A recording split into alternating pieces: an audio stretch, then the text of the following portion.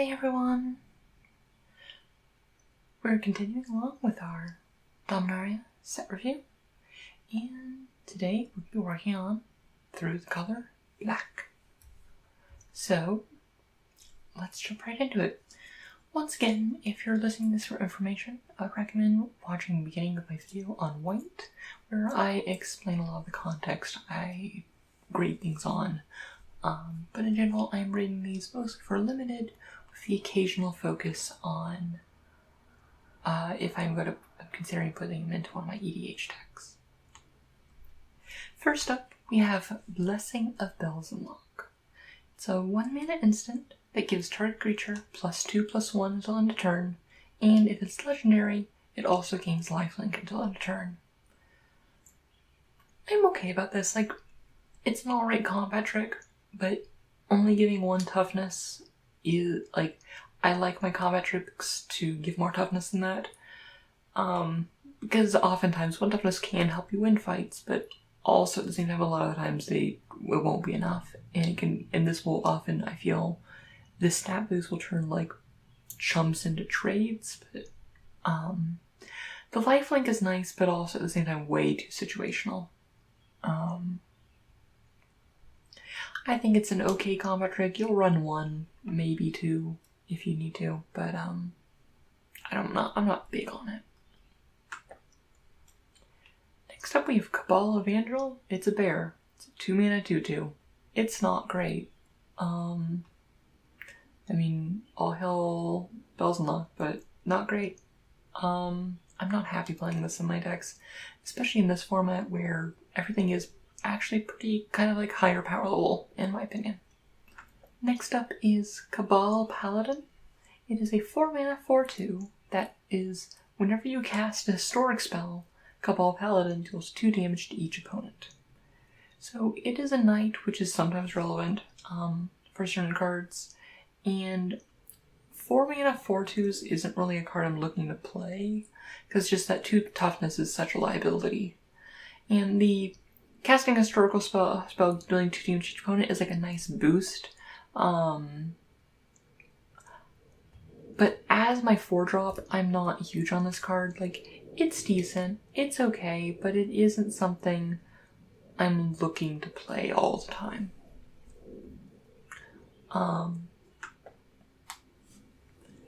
Caligo Skinwitch.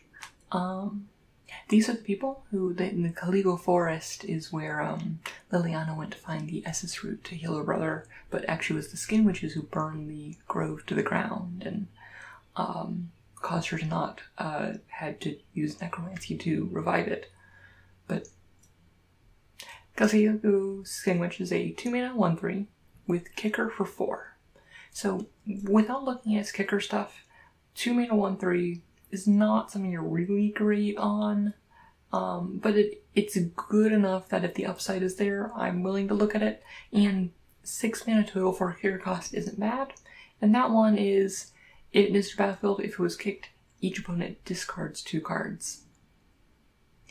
I'm okay on this. I think it's fine. Hand attack is okay, and especially in 2-headed giant, this is actually quite nice, because it does say each opponent.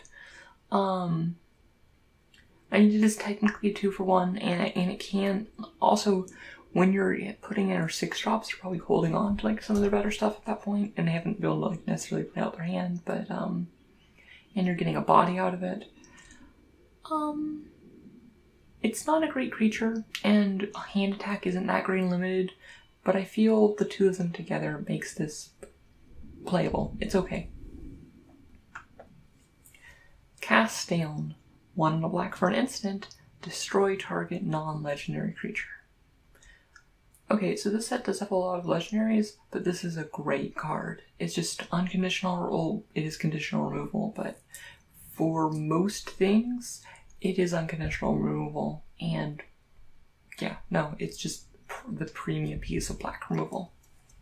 Good card. Cast down. Not much else to say. It's a 2-mana, it's an instant. Compare this to Moment of Craving, and it's same cost, same instant speed, and that one was the -2/-2 and gain 2 from Revels of Ixalan, and this is just so much better. it's like, honestly, like on the mode we're given, like, not many legendaries will die either to a -2/-2, so it's like, yeah. Next up is the Chainer's Torment. It's a 4-mana uncommon saga, which the first 2 chapters is a drain 2 each, so deals 2 damage to each opponent, and you gain 2 life. It's cool. And the third one is create an XX Black Nightmare Horror creature, where X is half your life total rounded up. It deals X damage to you. Okay, so you drain for 4, which is, I think, like a decent effect, and then you get a delayed like Nightmare Horror. That is usually pretty big, and if they can't deal with that, that's actually probably going to be a problem, because like, say you cast this when you're at, say, 14, which is probably about when you're replaying your 4 drops, like, at best. Assuming they're not hitting you again, or even if they do one thing, say you'll be like about like 16, and say they're also at 14, after those 2 attacks they go down to 10, and I mean, depending on the board state, and then you you go down to 8, but you also have an 8/8, which can close at distance, and if they don't deal with that, that's pretty good. Now, obviously, if they have a lot of bounce and stuff that can deal with the core, you might want to sideboard this out, but I think this is decent. Like, it's not a premium saga, but it's decent, especially when you throw in the effects that, like, there's things that care about sagas and historic and whatnot. Dark Bargain. It's 3 and a black for an instant that's look at the top 3 cards of your library, put 2 of them in your hand, and the other into your graveyard. Dark Bargain deals 2 damage to you. Honestly, it's a late game draw spell. I mean, I think this is fine. Being instant speed is super nice. You can do it at the end of your opponent's end step. Honestly, most of the time when you're drawing 3 cards, like, one of them statistically is going to be a land, and you may not want it, or you might. And the 2 damage to you is relevant, but not super relevant. I'm happy with this card. I'll play it in most black decks. You probably don't want more than 2, 1, maybe just 1, but it isn't like the 5 and 6 mana draw spells you see in like blue, so I think it's a little bit better, and that card selection you get is quite nice. Next up is Deathbloom Thaliad. It's a 3-mana 3/2 that when it dies, you make a sapling. I mean, it's a pretty simple thing. Like, over the course of its life, it's 4/3 versus stats worth 3. And 3/2 isn't the worst body to have. I like it. And there's also things that care about saplings in the set, and yeah, no, I like it. Not much to say about it, but just getting that value, it's great on the defense, because they can like trade up well and then leave back another like jump blocker if you need it. Okay. Next up is Demonic Vigor. It's an 1-mana enchantment aura for enchant creature, and it gets +1/+1, and when it dies, return that card to its owner's hand. So, yeah, I think this is solid. Like, obviously, insert rant about the weakness of auras there, but I think it's playable. Getting the +1/+1 is like a decent stat boost, and it's only 1 mana, and getting it to return it to your hand. Granted, it's not like a lot of the other effects which return it to the battlefield, but I think it's okay. There are a lot of good auras though, and you don't want to be running too many of them. That you probably shouldn't be running more than 1 to 2 like combat auras in your normal limited deck. Here he is, Demon Lord Bellows, who is a 6-mana 6/6 flying trample. That alone is great, amazing, very nice. And when he enters battlefield, exile 2 cards from the top of your library until you exile a non-land card, then put that card into your hand. If the card's CMC is 4 or greater, repeat this process. Demon Lord Bellows deals 1 damage to you for each card put into your hand this way. Honestly, this is just great. Like, you get to draw 1 or more cards that are guaranteed to not be lands. You get a 6-mana 6/6 flying trample. He's really good. Yeah, no complaints. Next up we have Divest, which is a 1-mana sorcery, which says target player reveals their hand. You choose an artifact or creature card from it. That player discards this card. So this is very similar to Duress, which is not a good card. Duress is the same thing, except it can only hit non-creature, non-land cards. And I think this one, although I feel like is playable. Obviously not more than like 1, maybe 2. But because creatures are the card type of limited, this will most likely like hit things in any given hand. And if they don't hit something, you're probably in a pretty good spot anyway. They don't have any creatures in their hand. And like a turn 1, you can mess up their early curve and stuff like that. And I feel like I think it's a solid card, unlike Duress, which hitting non-creature spells is not a guarantee. Next up we have Dread Shade, which is black for a 3/3. Already, I mean, neutral black's hard, but on the vanilla of this, it's 3 mana 3/3, which is good. With black is it gets +1/+1 until end of turn. So this is a beater if you can get enough black to get it going. Obviously you do need to put mana into it and stuff, but it's super hard to block because you can just pump. Like the threat of activation is really real on that, and obviously you do have to have enough black to do that. But like honestly, minimum you turn 3 or turn 4 you swing with this, you can hit for 6 with this guy alone.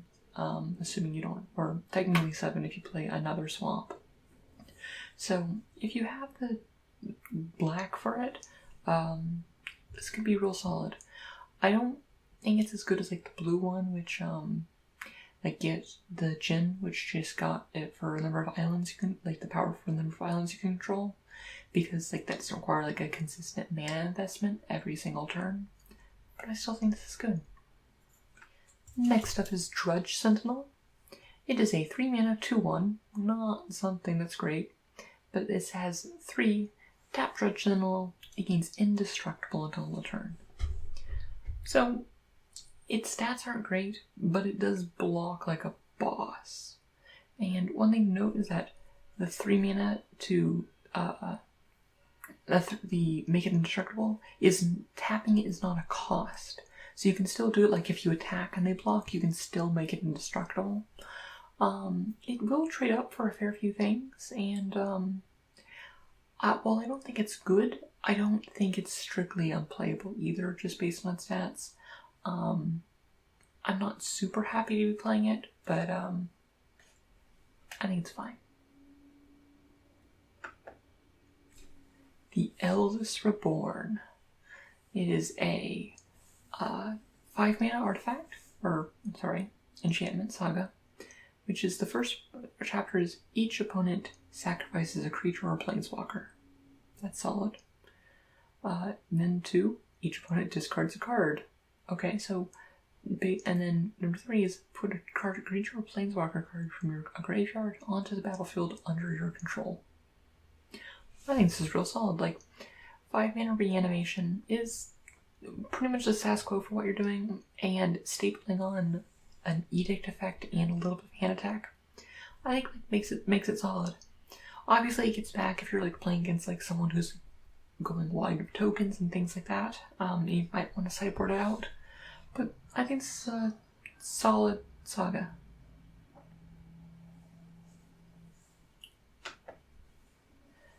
Next up, we have Eviscerate, which is 3 and a black for a sorcery. Destroy target creature. Hey, it's fine. I mean, it's solid removal.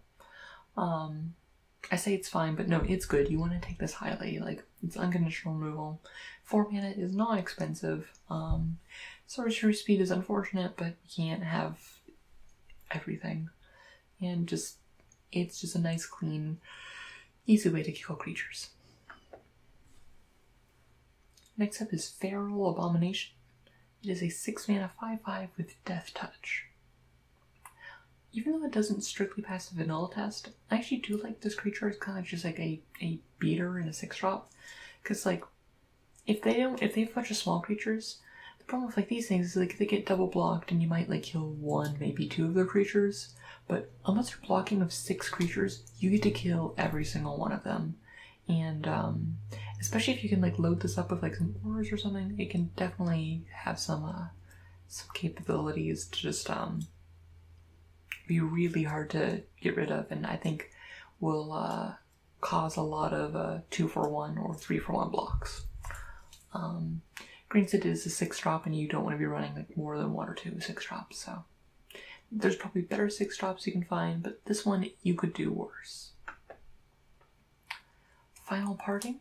This is my favorite card in the set in terms of a like lore point of view. It is a 5-mana sorcery. Search your library for 2 cards, put 1 in your hand and the other into your graveyard, and shuffle your library. Although unlimited, I don't think it's good. I'm considering putting it in Sidisi because, I mean, some tutors are nice, and technically, and also it will trigger Sidisi to make a zombie, which is okay. And obviously there's other constructed purposes, but it just isn't that good. Like, this isn't a set that you're really looking to like exploit your graveyard to a huge extent, things like that, and Final Parting isn't what you're looking to do in limited. Like, even like 4-mana tutors you don't want to be using in limited. Next up is Fungal Infection. It's a black for an instant. Target creature gets -1/-1 till end of turn, and create a 1/1 green sapperling creature token. I like this. Like, this is a nice like combat trick that also gives you value, in terms of like lasting value. So we had that other one black combat trick which gave +2/+1, and sometimes lifelink, rarely. And this one is quite nice. Like, that can help you like win combats or at least trade, and you still get a 1/1 out of the deal. So I'm happy about that. And sapperlings are a relative creature type in the set. Josuves, Lich Knight. He is a 4-mana with kicker, but if without kicker, he's a 4/5 menace for 4. That's great. You want to play that. That's an amazing 4-drop.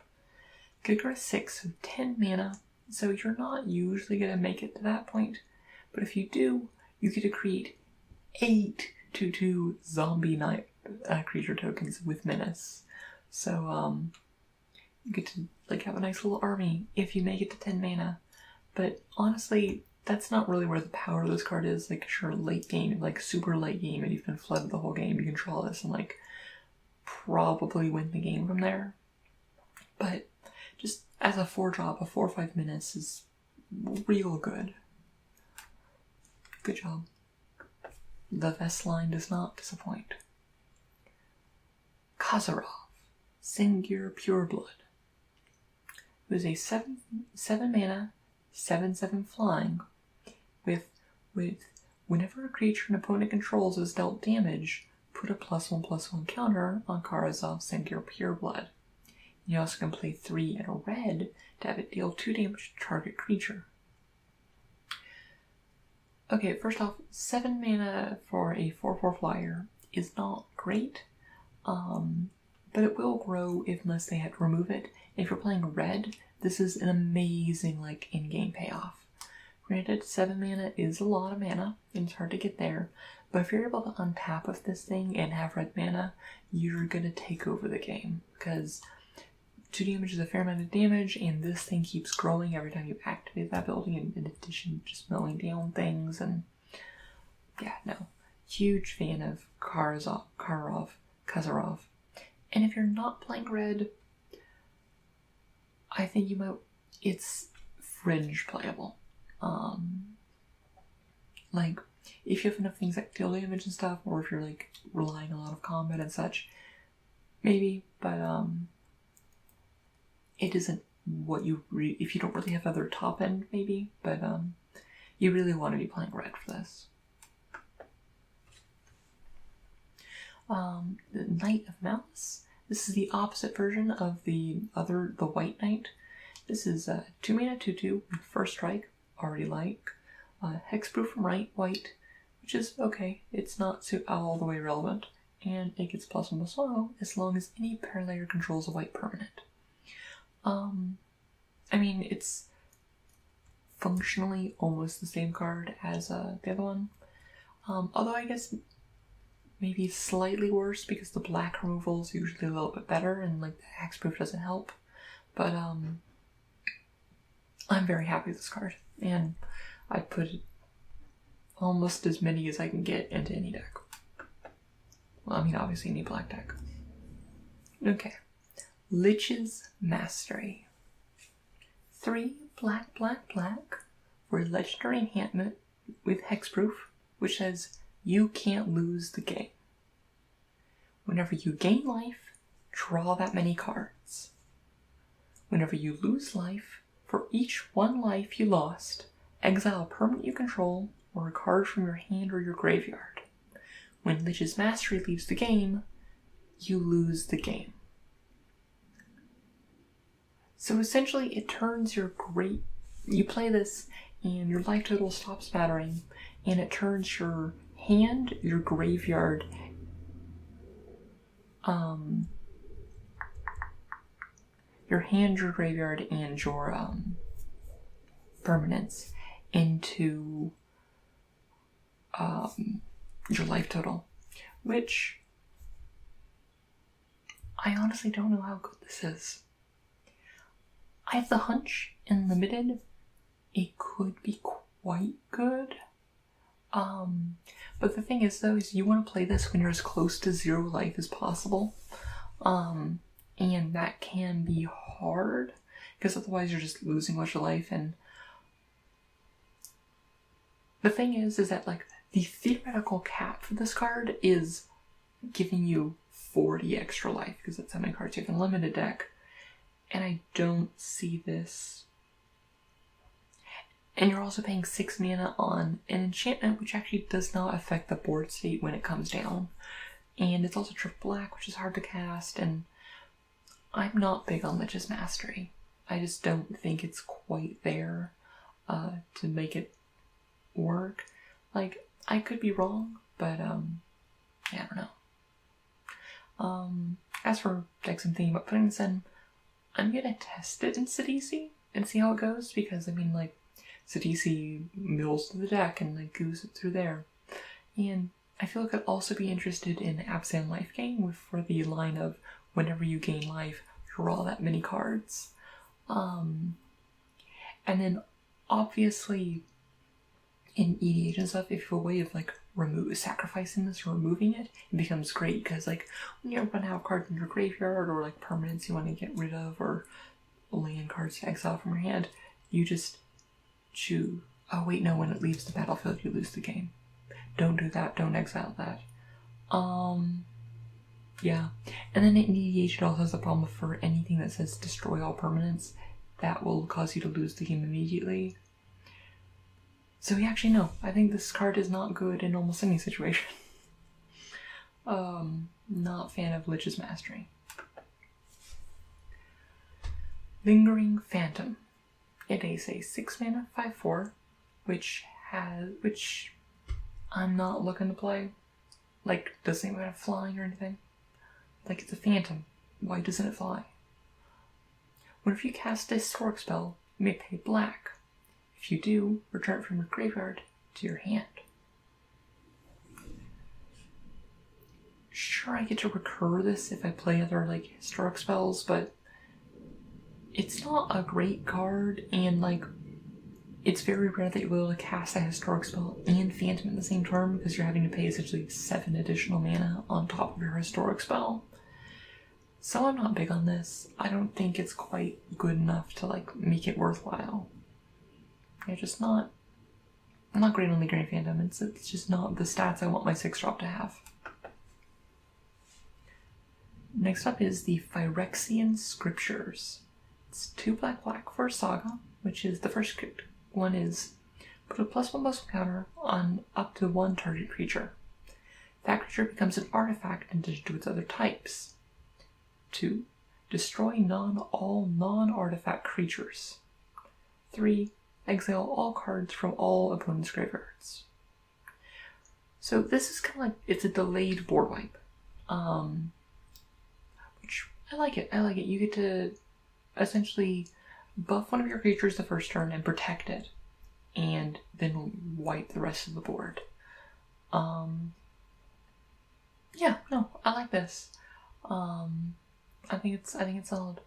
I think in the deck I'm like currently brewing, that's Acri Lineslinger and Silas Wren, I'm gonna be putting this in. But yeah, no, I think it's a cool card. But and in limited, I'm a fan of board wipes, and the non-artifact part isn't super relevant because there just aren't that many artifacts you want to be removing. There are some, but board wipes are good because you get to control what they do, and since you get to protect one of your creatures and buff it too, I think that's quite solid.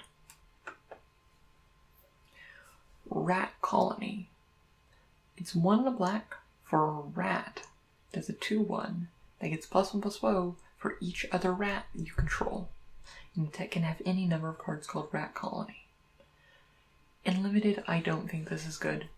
Like, on a baseline, you're getting a 2/1 Paicker. Okay, you get 2, and on the battlefield you have 2 3/1s. After 3, you get 4 4/1s. But the thing is that sure, they might be able to trade for stuff, but these things cannot win any combat they're in. And I'm just not a fan. Like, this Relentless Rats is not good in draft. Rat Colony is worse, I think, and will not be good in draft. I'm sorry, Rat Colony. Rite of Bells Unlock. It is a 4-mana saga, which the first 2 chapters are both create 2/01 black cleric creature tokens. So they're not good at fighting, but you do get 4 like chump blockers at the very least. And you get and third chapter is you get a 6/6 black demon creature token with flying and trample, and at the beginning of your upkeep, sacrifice another creature. If you can't, this creature deals 6 damage to you. Okay, so all the thought is that you get these clerics and you like start sacrificing them, and you get like 4 turns to like use the 6/6 flying and trample. And you know, I think this is fine. I think it's I think it's decent enough that you'll be fine playing it. But it'll require some testing. Because it's like, if you play this on turn 4, like turn 5, the second chapter happens, turn 6, you get a 6/6 flying and trample. It doesn't have haste though, so you don't get to like attack with it right away. So, I mean, you have the next 4 turns to attack with it, which honestly will kill them if they don't have a removal spell with it. And sure, you're losing a creature every turn, but you are also doing at least probably about 6 damage to them. And also, since it has trample, like, they need a removal spell, otherwise they don't deal with it. And at the baseline, if you don't kill it, if they do kill it, I mean, you just got 4 0/1s, and you got to eat up a removal spell for 4 mana. And while not great, that's not bad. And you got a historic trigger cast off of it if you have things that care about that. So I'm a fan of Rite of Bells Unlock. I think it's quite solid. Yeah. Next up is Settle the Score. It's 2 black for a sorcery, which says exile target creature, put 2 loyalty counters on a planeswalker you control. Well, limited, you can probably ignore that second line of text unless you're super lucky. And it's 2 black for exile target creature you control. It's just better and pale. I mean, I'm happy with it. In terms of decks I'm putting this in, I'll probably put into 5-card Mediocre Friends.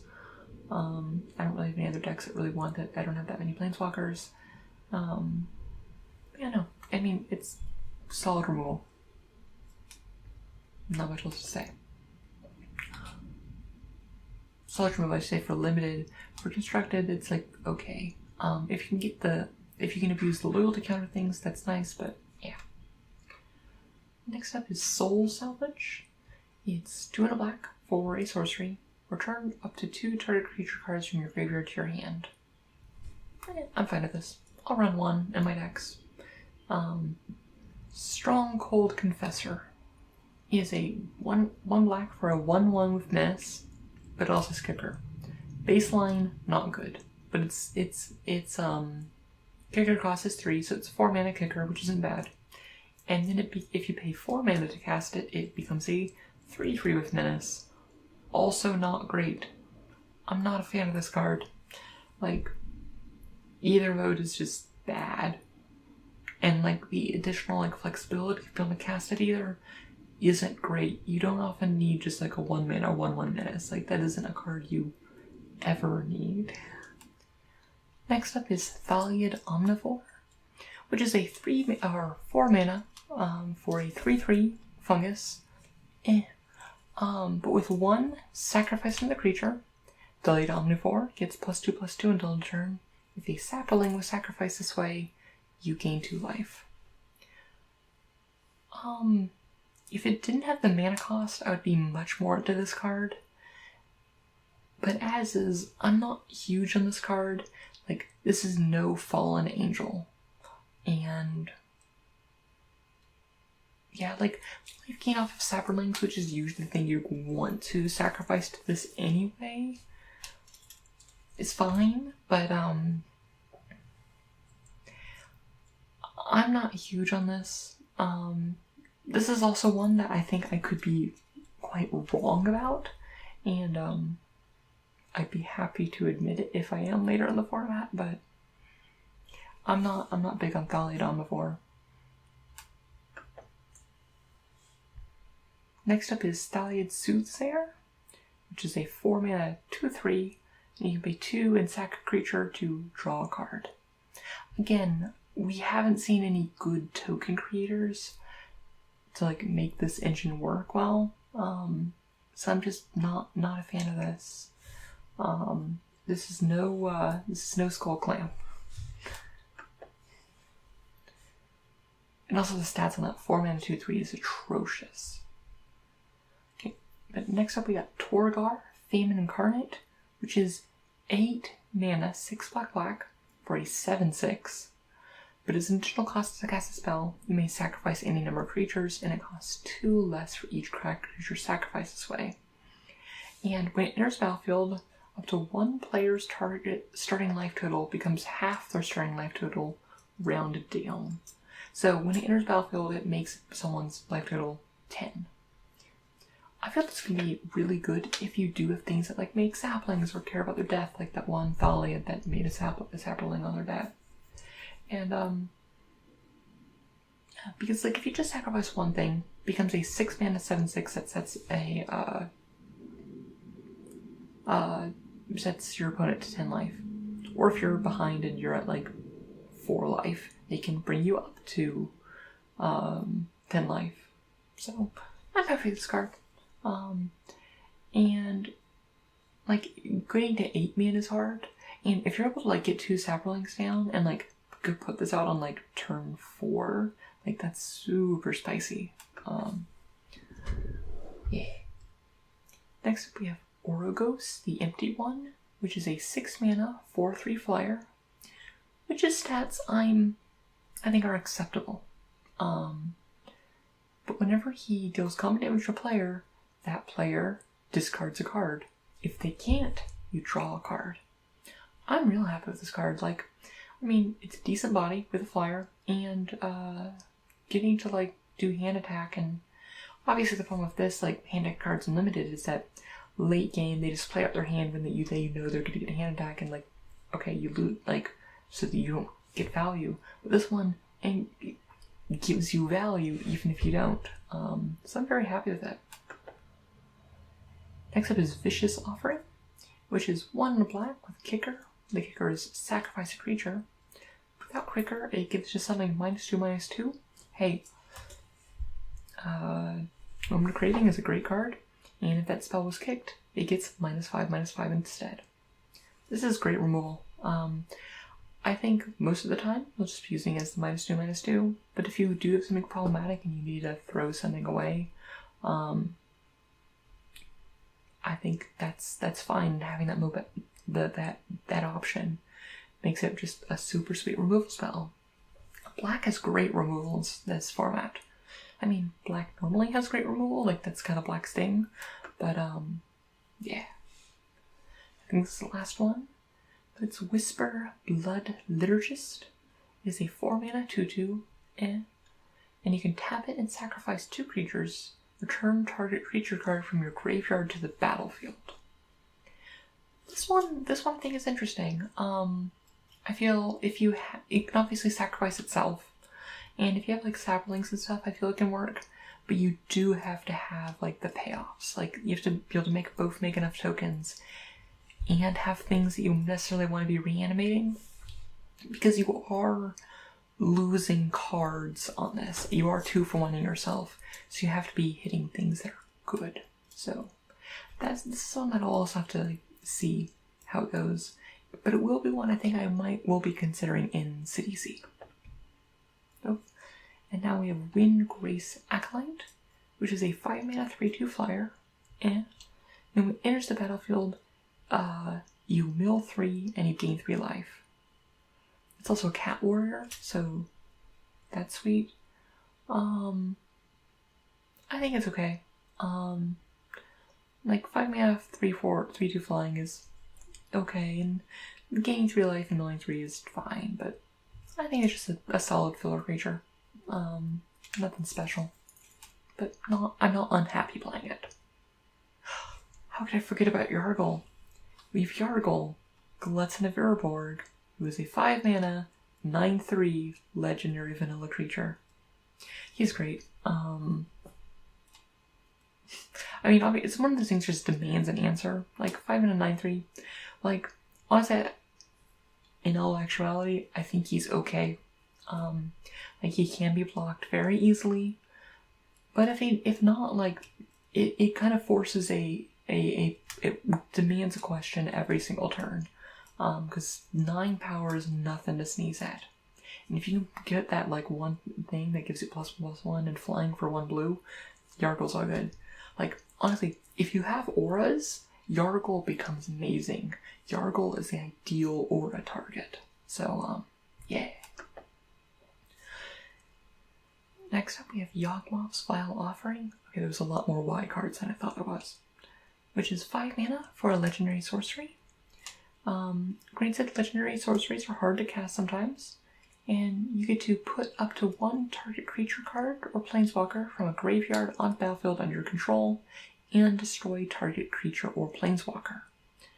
Honestly, I think this is a great card if you have enough planeswalkers, or legendaries.